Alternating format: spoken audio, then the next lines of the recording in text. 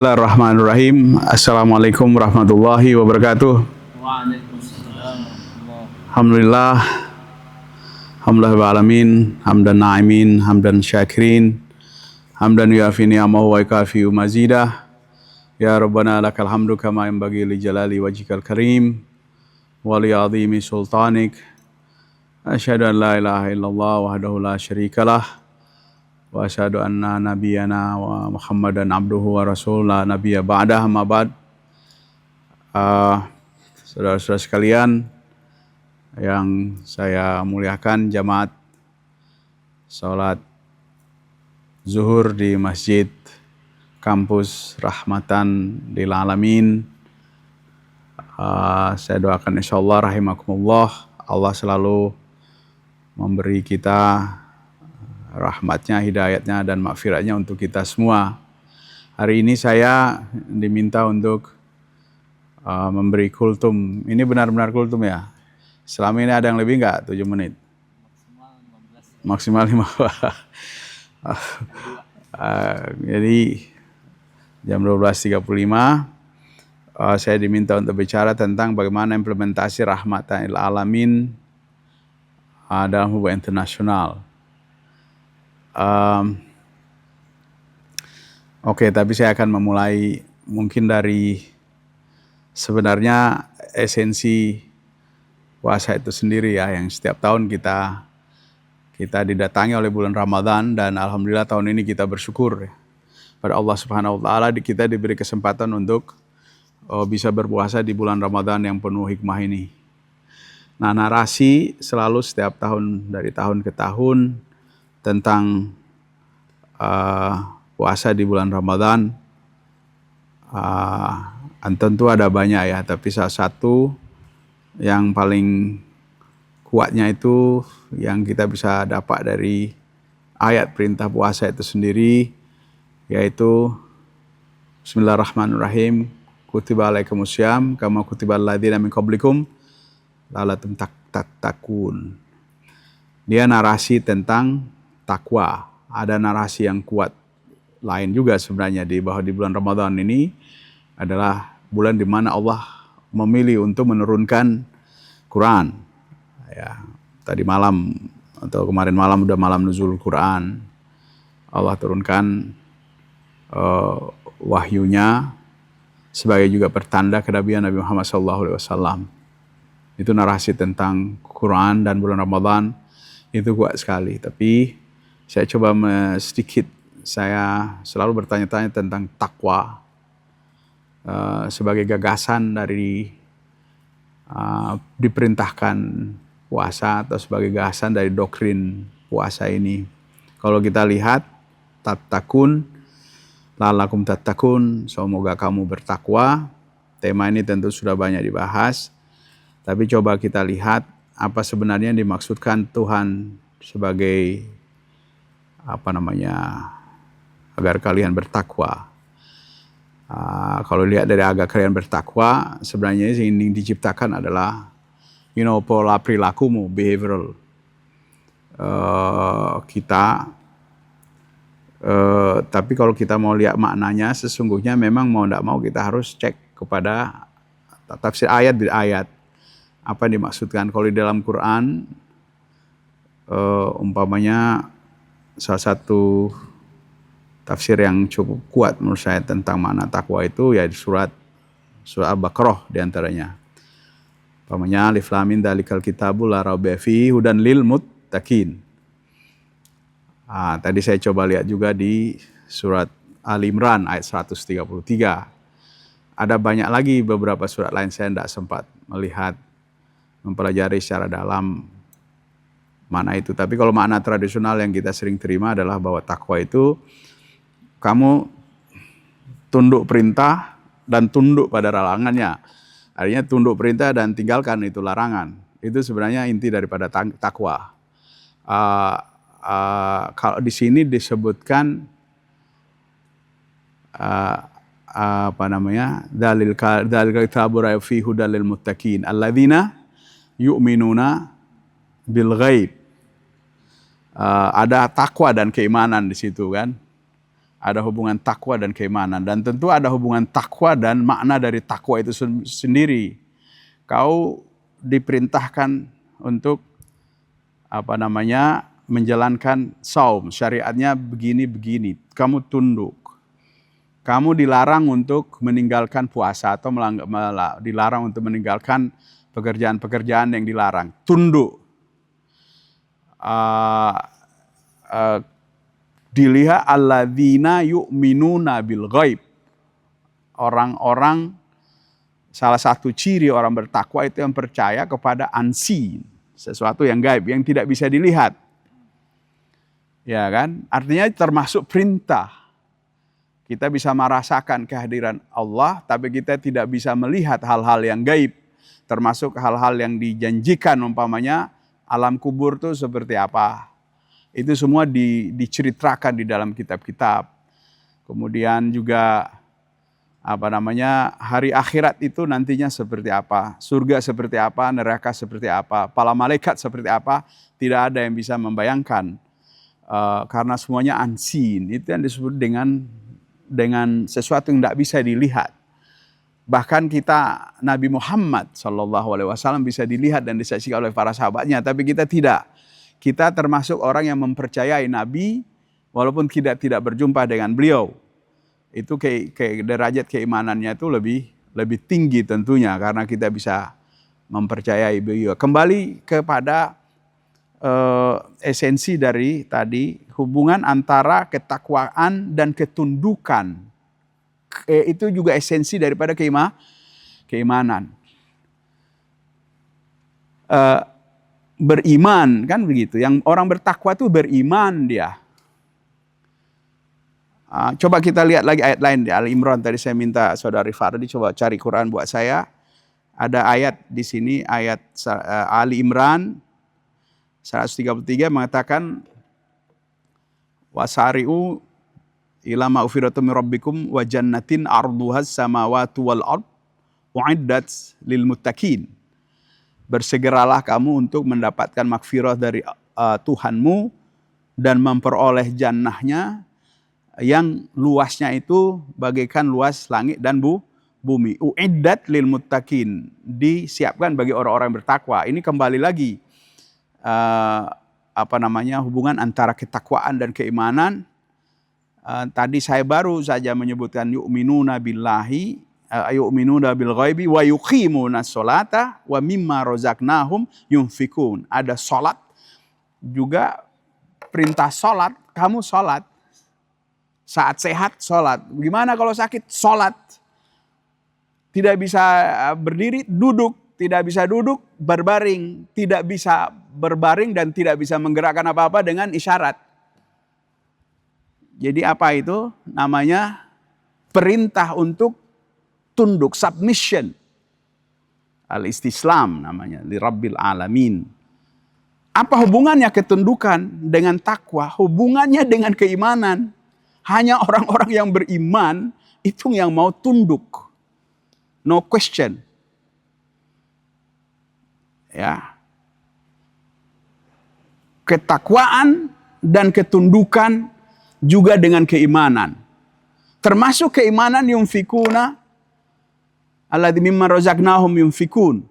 Di sini apa yang disebutkan dengan syarat-syarat orang muttaqin di dalam Al-Imran ayat 133, alladzina yunfikuna fis sarai wad dharai wal kazibinal ghaid wal afina anin nas wallahu yuhibbul muhsinin. Jadi iman dan infak. Tadi juga ada iman dan keteguhan dalam menegakkan sholat. Di sini ada kesediaan untuk melaksanakan atau menjalankan atau memberikan infak fis sarai wad dharai, when you are at easy or not. Kamu dalam keadaan siap, dalam keadaan lapang atau sempit. That is the quality of the takwa atau quality of sedekah kamu, infakmu. Ya kan? Kalau Anda punya banyak uang dan Anda belum tentu orang banyak uang dia mau berinfak, right? If you have got much money, it's not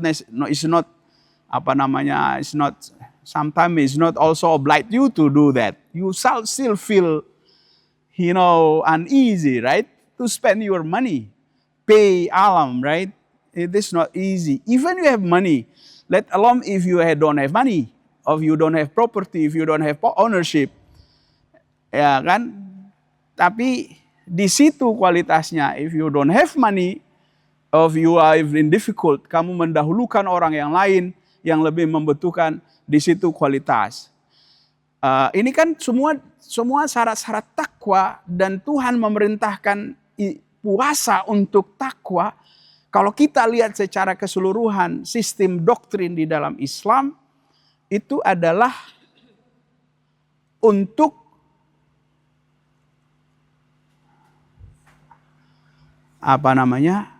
meningkatkan kemampuan kita untuk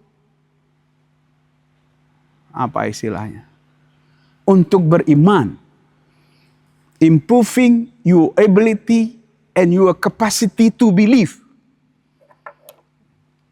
Itu salah satu inti daripada puasa. Kualitas yang atau behavior yang dibentuk sebenarnya adalah takwa behavior, istilahnya kalau begitu. Takwa behavior itu intinya adalah keimanan dan ketundukan. Dan semua instrumen agama itu, rukun iman, rukun Islam adalah al-istislamu li rabbil alamin. You tunduk. Ya kan? Capacity to believe. Itu harus ditrain. Harus ditingkatkan. Kemampuan untuk bisa beriman. Ability to believe. It has to be trained. It has to be exercised through this kind of ritual system di dalam Islam, which is excellent. Excellent. Anda bayangkan ada ratusan juta, mungkin 1 miliar atau mungkin lebih dari 1 miliar secara dalam waktu yang berbeda-beda, umpamanya diperintahkan tengah malam bangun secara bersama-sama untuk makan. Coba bayangkan. Dalam kondisi di mana fisikmu lebih suka untuk tidur. Emang enak orang bangun malam untuk makan? Tidak, walaupun yang dia akan lakukan itu makan. Tapi kan tidak enak itu bangun malam untuk makan. Ya kan, walaupun itu sudah menjelang subuh. Tapi that is not the regular time for people to eat. Regular time to people to eat is in the breakfast time. Mungkin jam 7 sampai jam 8 sampai jam 9. Not at 3 o'clock or 4 o'clock. EM. This is not the time for eating actually. Tapi everyone has to wake up.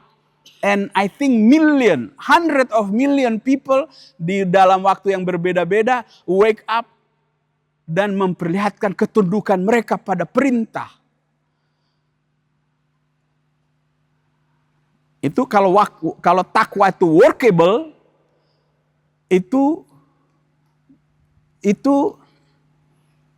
juga akan merefleksikan kualitas keimanan, kapasitas keimanan kita, ability kita untuk beriman, our ability to believe, our capacity to believe in God.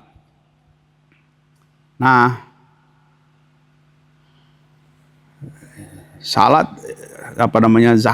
zakat, syahadat, salat, itu rukun Islam, syahadat la ilaha illallah, confession tentang kehadiran Allah, adanya Allah dan Rasulnya, iqamis shalah wa ita'iz zakah, wa siyami Ramadan, wa hijjul baiti man istata'a ilahi sabila. Ada hubungan dengan iman gak orang berinfak? Jelas dong. If you want to put apart your ownership and spending it for others, for the needy, that is iman. That is not only a matter of generosity, no. That reflects the quality of your iman. Because you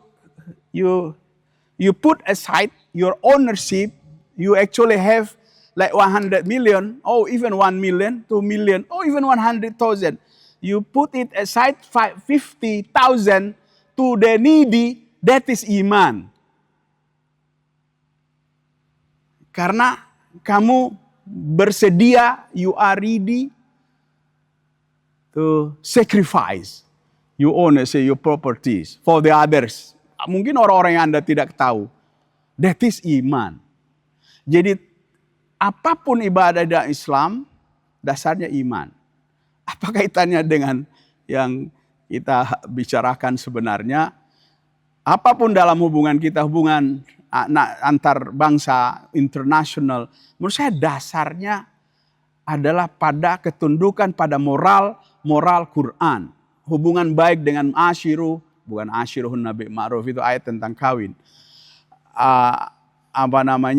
Inna jannakum syu'uban wa qabaila lita'arafu, saling mendukung, mendorong, menjaga persahabatan, memberi satu sama lain, pengertian, understanding, itu prinsip dengan kontrak. Kamu tidak membangun hubungan internasional karena motif-motif imperialistik. You can kill people and take their ownership, take their land, take everything, and you still claim that you are religious. That is, tidak bisa. You can't say that. I'm Muslim, then you steal the land of the other people. You kill the people and you still going to, mosque, or you going to the church, claiming that you are Christian, you are believer. Not at all. Tidak ada keimanan, ketundukan. Karena kamu sebagai bangsa takut bahwa survival dari bangsamu itu dipengaruhi atau ditentukan oleh seberapa kamu bisa ekspansionis, bisa menguasai bangsa lain. That is not Islam. Seberapa kamu bisa merespek kehadiran eksistensi mereka, kamu bisa menjadi part of help oleh bangsa lain, ya kan? Diplomasi, kerjasama, kebudayaan, dan lain sebagainya, respect terhadap human rights, itu sebenarnya dasar-dasar hubungan manusia, bahkan hubungan antar bangsa kita. I'm no expert of international relation, jadi saya tidak mau bicara secara detail soal ini. I think bangsa yang punya iman, dia akan merespek pada eksistensi sovereignty bangsa-bangsa lain. Eksistensi